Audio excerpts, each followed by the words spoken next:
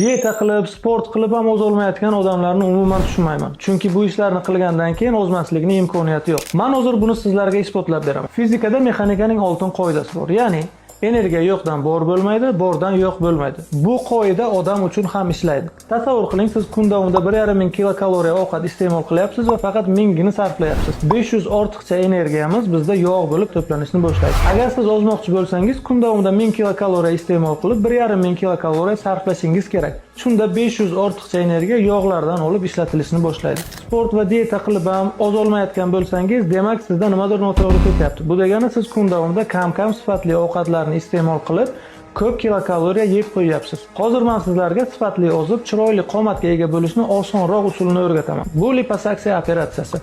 Bunda biz kichkina teshiklar orqali kirib, tanangizga shikast yetkazmagan holda ortiqcha yog'larni so'rib olamiz. Siz operatsiyadan keyin darhol natijani ko'rasiz va chiroyli qomatga ega bo'lasiz.